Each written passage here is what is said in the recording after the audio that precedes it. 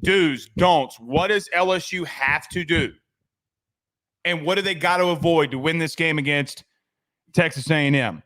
I only have two things and don'ts. You know, we always start off with the negatives, things that you got to avoid, and that things that kind of worry me that you might do that will ultimately get you beat against this team.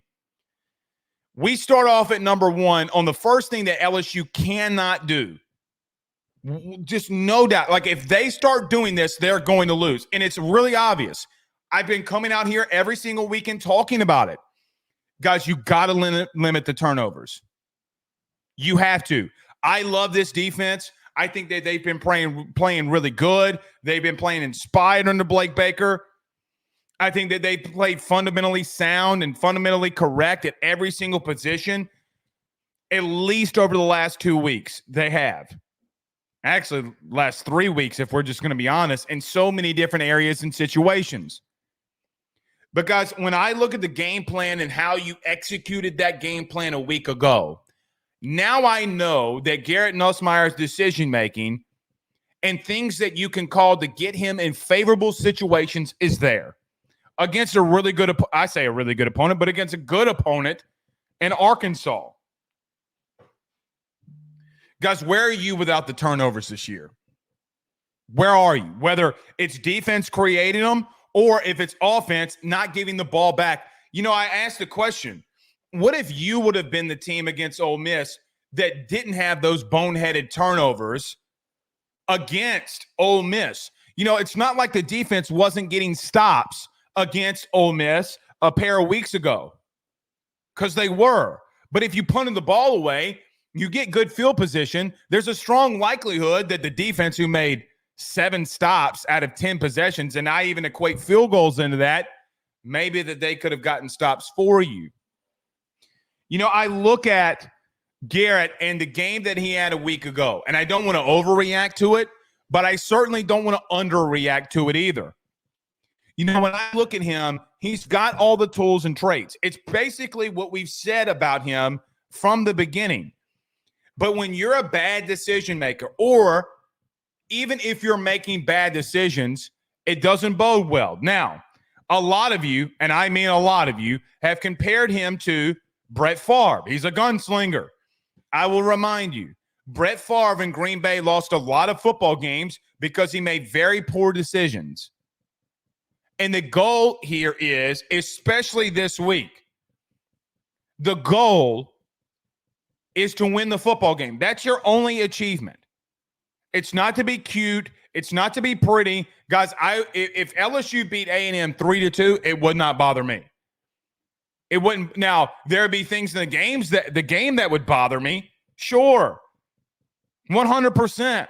The object in the game and what you're trying to do is win. That's it. It's all I need you to do this week. A&M is the Coca-Cola version of what Arkansas's philosophy was last week. Literally, A&M wants to line up and punch you in the mouth. That's what they do.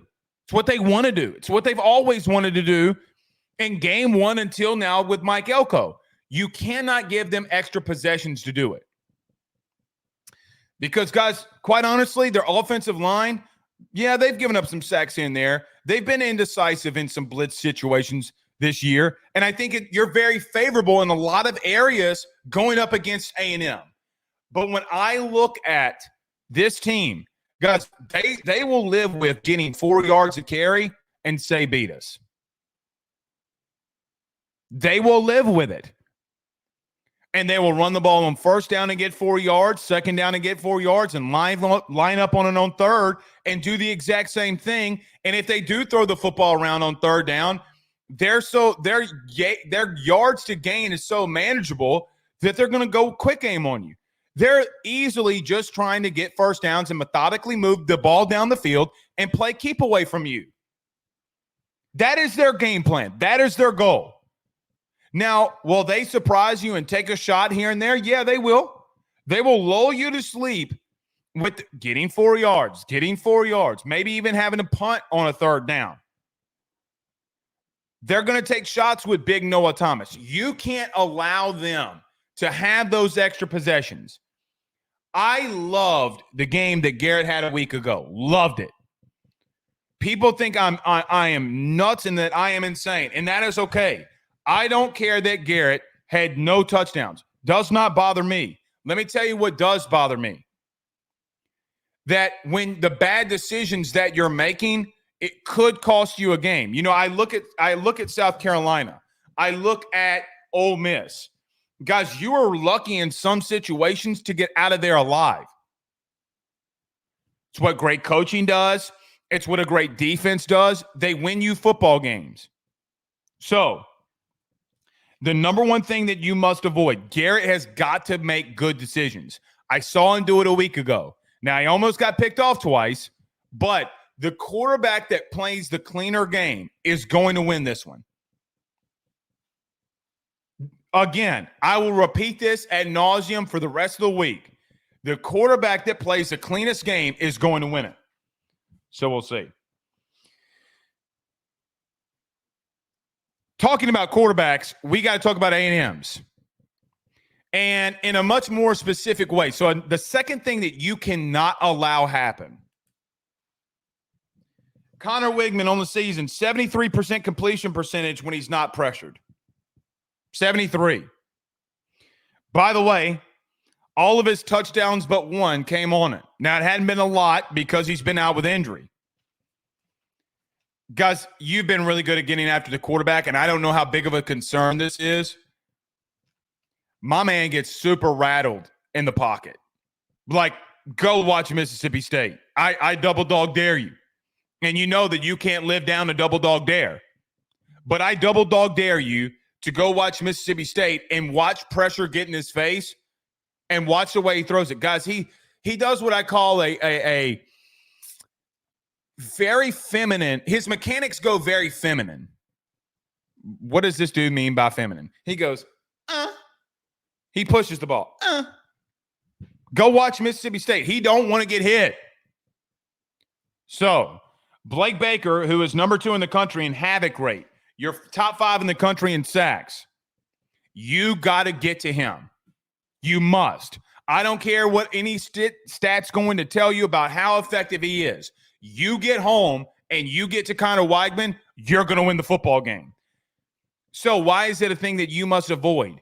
Because I still think that this O-line for A&M is pretty decent. Guys, they recruited – at some point when you recruit at the level that they did, when a coach like Mike Elko does come in, that talent is still there. Guys, they're third in the SEC the last 3 years in draft picks. Now, they didn't have the bona fide first-round pick because they legitimately have tons of talent on both lines of scrimmage. I do think Blake Baker's going to heat it up. I do think that you're going to get to him, and I think it's going to be a massive key on why you win the football game. Let's move to some things that you must do.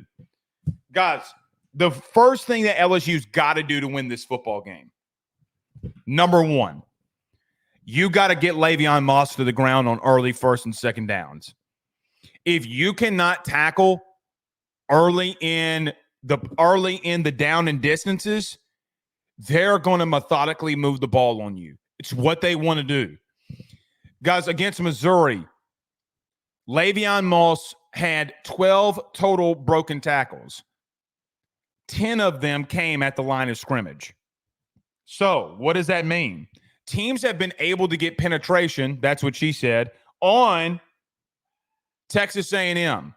However, they have not been able to bring down their running backs consistently. It's what happened against Notre Dame in the second half and why that game started getting a little bit closer than maybe the pundits thought it was going to be.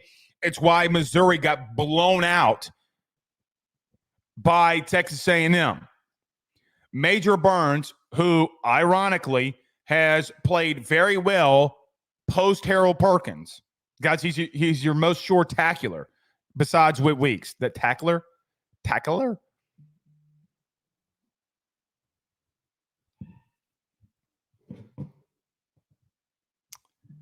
But yeah.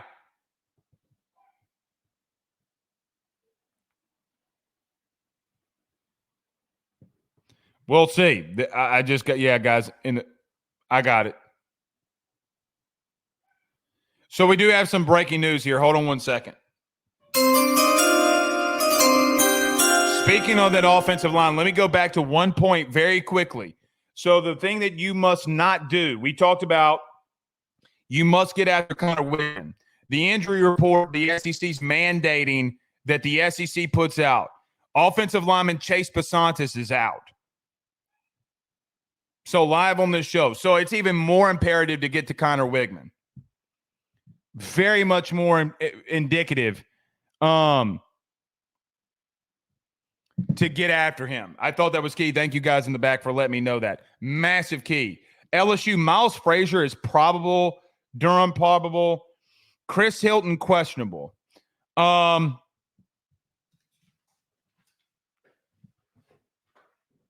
If I were a betting man, well, let's see what happens with Chris Hilton this week. Let me get back to the first thing that you must do.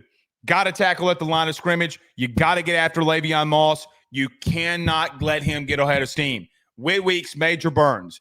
They are the two keys to victory on that specific thing. Number two, guys, you got to get off to a massive start against A&M. Here's why. Guys, they're 107th in the country in passing yards. I don't think that they can play catch-up with you. I don't.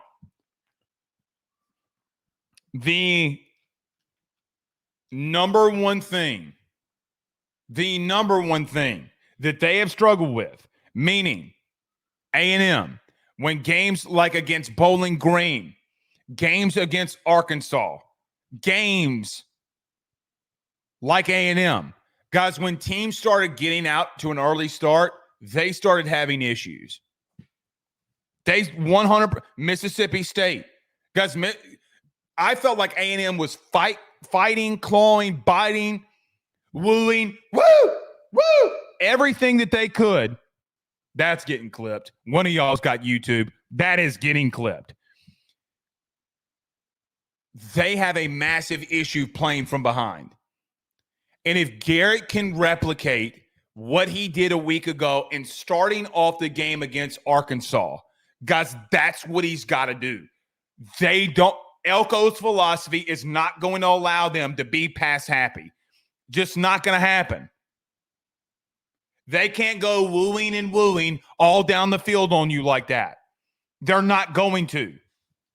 You go out there and get 7, make a stop, get up 10, it's a problem for A&M. They can score, guys, but I look at them, they're 53rd in the country in total offense. Mainly a lot of that doing based off of philosophy. A lot of that got to do with Weigman on third downs, right?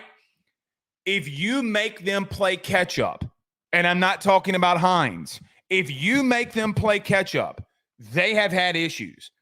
Guys, they're lining up for a field goal against Bowling Green in the fourth quarter to take a lead in the game. They're having to play catch up. I don't know if Weigman has been tested enough to line up enough with that wide receiver core enough to be able to beat you. Last but not least, stay with the running game. I love Joe Sloan. I think he has done a really good job in certain situations. However, 3.9 to 4 yards a carry, which is what you've averaged in most situations on most teams, is better than 30 incompletions that Garrett Nussmeier has shown that he can give you. There are instances like last week where when you are still running the football and Caden Durham, who is now healthy, is able to find creases, guys, that's when you're at your best. I thought Joe did a very good job of his game plan and what he did a week ago. Guys, on average, every 10 completions that Garrett Nussmeier has, which it's a very tough thing when you're throwing it on 72% of first downs, guys, you're taking a game on average, about 60 yards away from your offense, getting away from the run. Now, the injury report just came out, and Caden Durham is probable, clearly, because he played last week. Really interested to see with Miles Frazier being probable, how that looks. I think that there's going to be something that happens this week, that LSU is going to stretch the field and A&M is going to back off of you. There's more than likely going to be a player that is making a reemergence that will stress out Elko enough. With that being said, when they go to two high safeties and they back out of the box, guys, they play a lot of off coverage, meaning A&M, a lot of two high, because they trust in their front seven. Guys, you got to take the 4 yards. In the times that you struggled, South Carolina, Ole Miss, USC, you didn't continue to do that. It's your 3 closest games. All right.